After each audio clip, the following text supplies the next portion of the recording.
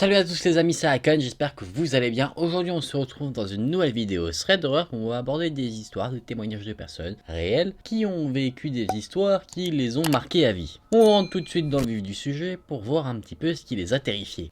Dans cette première histoire, on va voir le récit de Tim. Tim nous raconte une histoire qui lui est arrivée il y a 28 ans. Il avait 8 ans au moment des faits. Ses parents, quand il était jeune, l'emmenaient régulièrement pour Halloween chez ses grands-parents. Dans le quartier où vivaient ses grands-parents, il y avait également sa tante qui vivait seulement 2 maisons plus bas. Forcément, Tim adorait aller là-bas parce qu'il pouvait aller récupérer des bonbons dans le voisinage avec ses cousins. Entre la maison de ses grands-parents et la maison de sa tante, il y avait une maison qui ne donnait pas très envie. Elle était assez délabrée et elle avait tendance à faire peur à Tim et ses cousins. Quand ils allaient récupérer des bonbons le soir d'Halloween, ils n'allaient tout simplement pas toquer à la porte de cette maison pour essayer de récupérer des bonbons. Ils passaient directement leur chemin. Cette maison était habitée par une femme qui avait un physique assez imposant. Elle avait aussi un look assez atypique, elle avait des grosses bottes et elle portait des chaînes autour de son cou. Forcément, on peut comprendre que pour des enfants le soir d'Halloween, c'est pas un spectacle qui peut les rendre les plus joyeux. Tout le monde dans le quartier se disait qu'il y avait quelque chose qui n'allait pas chez cette femme. En plus de ça, ce qui effrayait Tim et ses cousins, c'est que le soir d'Halloween, quand ils passaient devant la maison de cette femme, elle restait à la fenêtre et les regardait, ce qui les poussait à courir parce que ça les mettait extrêmement mal à l'aise. Ça les effraie tellement qu'ils n'ont jamais vraiment essayé une seule fois de toquer à la porte, car peut-être que les apparences étaient trompeuses. Effectivement, on en est à ce stade-là. Parfois, cette femme était à l'extérieur de la maison, elle arrosait les plantes dans son jardin,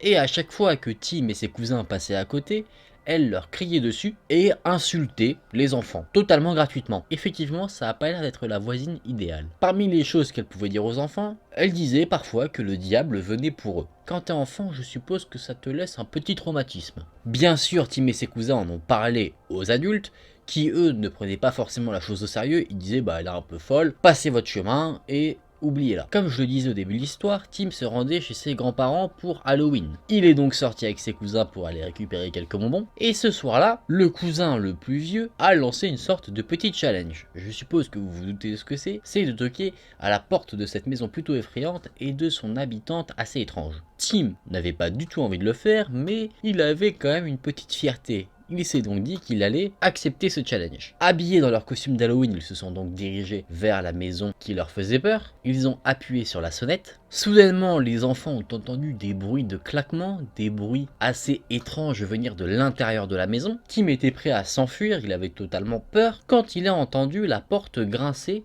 signe que quelqu'un ouvrait la porte. La fameuse occupante de la maison avait ouvert la porte, la maison était très peu éclairée donc elle était comme une ombre devant le pas de sa porte, et les enfants ont remarqué qu'elle tenait quelque chose au bout de ses doigts, ce qui les a fait partir en courant tout en hurlant à plein poumon. Ce qu'ils avaient vu, c'était ni plus ni moins qu'une tête décapitée. Une fois rentrés chez eux, ils étaient totalement sous le choc, ce qui peut se comprendre quand tu viens d'apercevoir une tête décapitée. Les enfants les plus jeunes qui étaient dans le groupe pleuraient. Bien sûr, les adultes en voyant ce spectacle ont demandé ce qu'il s'était passé, et quand les enfants leur ont raconté ce qu'ils avaient vu, les adultes ont rigolé. Ils ne les ont pas du tout pris au sérieux, et ça c'est pas cool. Et vous allez voir que dans la suite de l'histoire, ils auraient peut-être dû, à ce moment-là, se méfier un peu de cette voisine étrange. Le grand-père a dit que c'était juste une blague d'Halloween, qu'elle faisait ça pour les effrayer dans le thème de cette nuit qui est censé être un peu symbole de terreur. Et la grand-mère a dit que c'était en fait de la faute des enfants parce qu'ils n'avaient pas à déranger cette femme et que du coup ça leur servirait de leçon. Les grands-parents plutôt cool, hein. Après que les enfants aient repris leurs esprits, ils sont repartis pour aller récupérer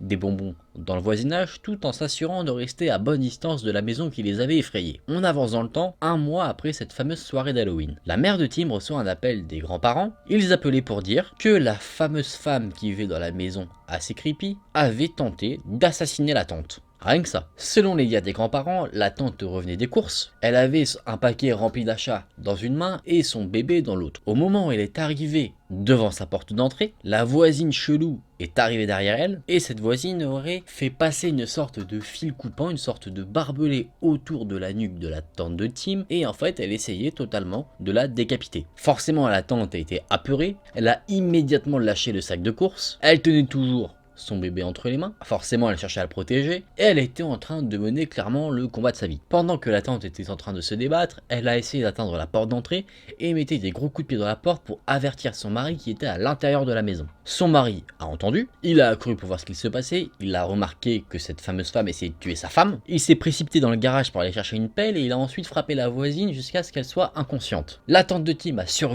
à cette tentative d'assassinat, mais elle garde des séquelles physiques, elle a des cicatrices sur les mains et sur son cou, et bien sûr la police a été appelée. Ils ont arrêté la voisine étrange et ils sont allés enquêter dans sa maison pour voir s'ils trouvaient quelque chose qui pourrait justement alimenter un peu cette affaire. Est-ce qu'ils ont trouvé quelque chose selon vous? Totalement. Et quelque chose qui a choqué d'ailleurs l'ensemble du voisinage. Je pense que vous ne vous attendez pas du tout à ce que je vais vous dire. Cette femme, à partir de sa cave, a creusé des tunnels qui passaient sous les maisons des autres habitants du voisinage. Elle avait réussi d'ailleurs à accéder à certaines maisons par ces tunnels, dont la maison de la tante de Tim. De temps à autre, elle pouvait regarder ce qui s'y passait, mais ce n'est pas tout. Elle avait construit dans ces tunnels une sorte de tombeau, avec des bougies, vraiment quelque chose comme si c'était un truc de culte, et au milieu de ce tombeau, il y avait une vraie tête humaine, la fameuse tête que les enfants avaient vue le soir d'Halloween. Après un interrogatoire de la police, il s'avérait que cette femme avait assassiné une autre femme qui vivait précédemment dans la maison. La tête qui se trouvait sur le tombeau et que les enfants avaient vue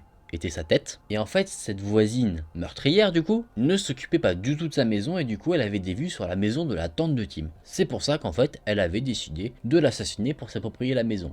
Et en plus de ça, elle a développé une sorte de passion à la suite de son premier assassinat, c'est la collection de têtes humaines.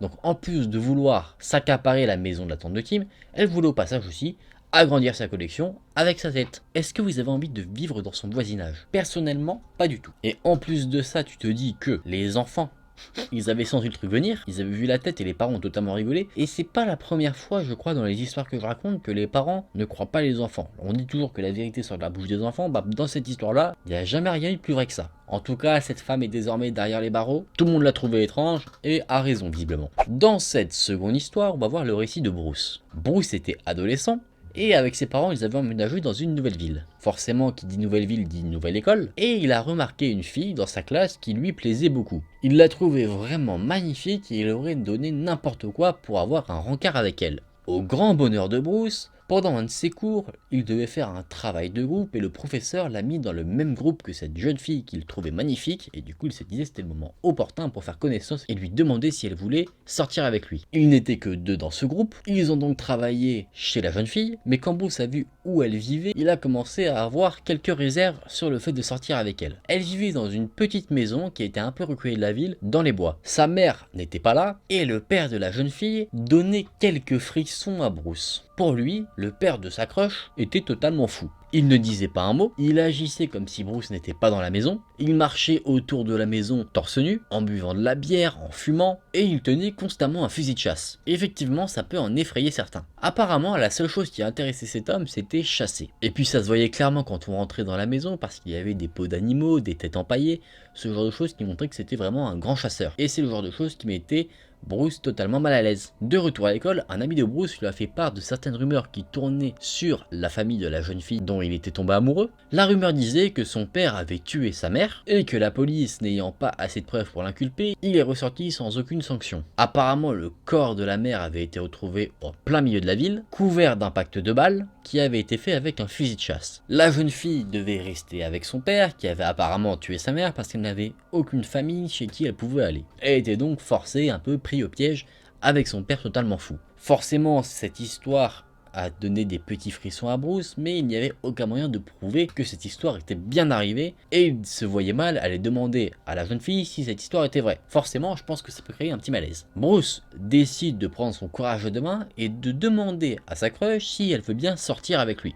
Et là, à sa grande surprise, mais bonne surprise, elle dit oui. Cette nuit-là, après qu'il lui ait demandé de sortir avec, il se rend donc chez elle, en voiture, pour la récupérer et qu'ils fassent leur petit rencard. Il a remarqué que la jeune fille s'était apprêtée pour lui, donc il était très content. Il disait que peut-être qu'il avait toutes ses chances. Et juste avant de partir, son père est allé voir Bruce et lui a parlé pour la première fois. Il a dit dans une sorte de grognement, tu sais ce qu'il va t'arriver si tu la touches. Là, forcément, Bruce repense à la fameuse rumeur où cet homme aurait tué la mère de la fille, donc il commence à se dire, mince, qu'est-ce que je fais? Il ne dit rien et il emmène donc la jeune fille pour aller voir un film, et après il se baladait tranquillement dans la ville. La menace menaces du père de cette jeune fille ont trotté dans la tête de Bruce, ce qu'on peut comprendre, c'est pas une menace anodine, surtout quand tu penses savoir ce qui s'est passé réellement avec la mère. Du coup, Bruce se dit, mince, si je me rapproche trop de sa fille, ce mec va me tuer. Il n'arrivait pas à chasser cette pensée de sa tête. À la fin de leur rencard, Bruce a ramené la jeune fille chez elle. Il y avait une sorte d'allée qui conduisait jusqu'à chez elle, donc il s'est arrêté là. Et Bruce a bien senti que c'était à ce moment-là qu'ils allaient s'embrasser. Bruce en a très envie, donc il décide d'oublier les menaces du père. Et du coup, les deux jeunes s'embrassent tranquillement.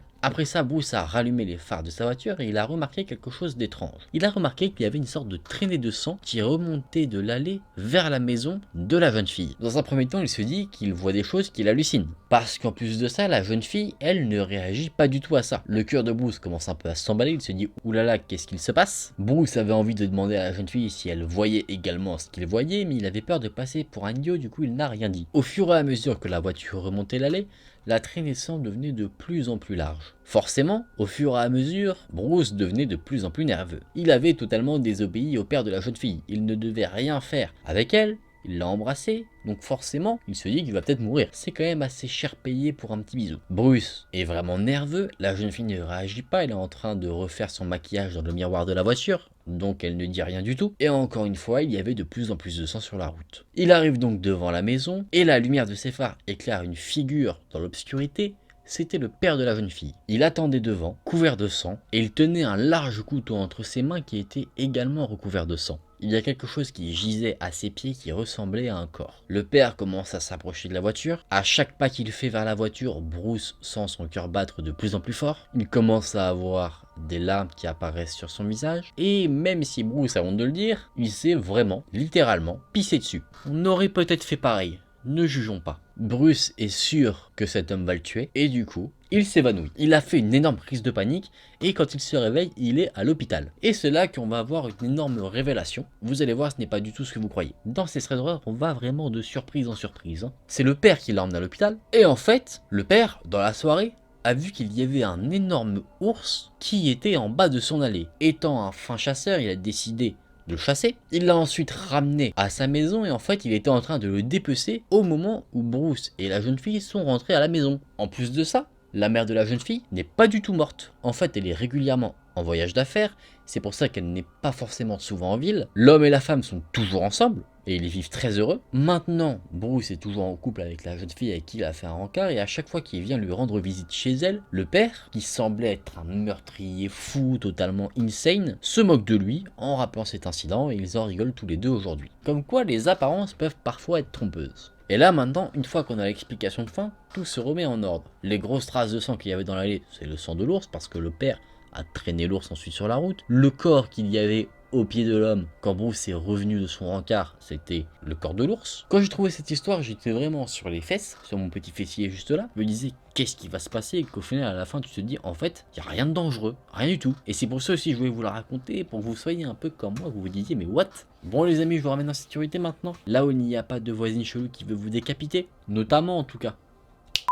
Quelles histoires! J'ai bien aimé parce qu'en fait ça change un peu du format habituel où on va avoir une situation d'une personne un peu en danger entre guillemets, avec un stalker ou un tueur ou un kidnappeur, voilà, qui va montrer du danger, mais justement, ce que je trouvais vachement intéressant, bon déjà la première histoire est creepy, ça y a pas de doute là-dessus, mais sur la deuxième notamment, on voit qu'en fait notre imagination ici peut nous jouer des tours et accentuer une situation en creepy alors qu'elle ne l'est pas du tout. Finalement, Bruce, dans son histoire, n'avait aucune raison d'avoir peur. Bon les amis, j'espère que ces histoires vous auront intéressé, qu'elles vous auront plu. Si la vidéo elle vous a plu, n'hésitez pas à liker la vidéo et à vous abonner à la chaîne. Nous on se retrouve très vite dans une prochaine vidéo. Salut!